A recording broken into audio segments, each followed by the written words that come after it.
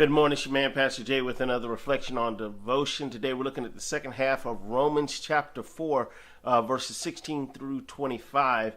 And here Paul is recounting the faith of Abraham, and he's making the argument of justification by faith, and he's actually setting up for what he's going to deal with in the next chapter. And verse 16 says, "For this reason it is by faith, in order that it may be in accordance with grace, so that the promise will be guaranteed to all descendants, not only to those who are of the law, but also to those who are of the faith of Abraham, who is the father of us all." So what Paul is trying to help the Jews recognize is that Abraham is not just exclusive to them. He is, when the promise was made to him, he didn't say, "I will make of you a great nation." He said, "I will make of you nations." And so what they grasped and tried to make exclusive, God was opening up to make inclusive, so that anyone who exhibits and believes the same faith and has the same faith that Abraham had is able to enjoy the benefits of the covenant promise. Now, this is important for us to recognize because if we have this same kind of faith, no matter what the circumstances are, no matter what it's dealing with, because what we're dealing with, because the Bible tells us in verse 18, it says, "In hope against hope, he believed so that he might become a father of many nations."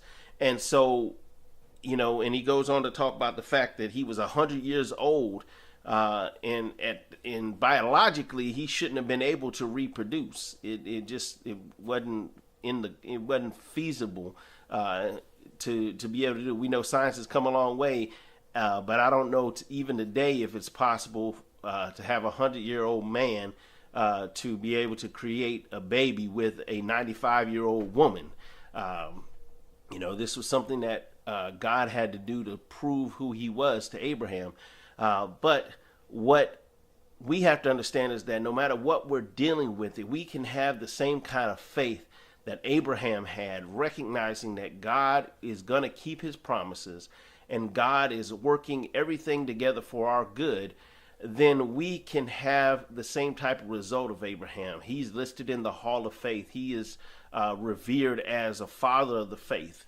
Even though, and I love this about the Bible, the fact that the Bible reveals the flaws of the patriarchs and prophets. The Bible shows that they weren't perfect, and that's encouraging to me because I'm not perfect, and I fall short at times. But I am grateful to know that just like God used Abraham, who was a liar, who wasn't as faithful as he could have been. He used David, who was an adulterer and a murderer. He used, Solomon, who was he was sleeping around, and he was engaging in other activity, and all these different characters in the Bible who were flawed, but God used them. I am thankful that God is able to use me. I'm thankful that God is able to use you. No matter what you may have done in your past, no matter what you're dealing with right now, if you're able to embrace the calling that God has on your life, if you're able to have that faith, the size of a mustard seed, God wants to use us all today. So I just encourage you today, continue this journey with us as we go through Romans and recognizing that God is the justifier of us all. All we have to do is have the faith to be able to embrace the gift that God has given us. I hope you have a wonderful day. Please tune in tomorrow for another reflection on devotion. Please share this if it's a blessing to you. Have a wonderful day.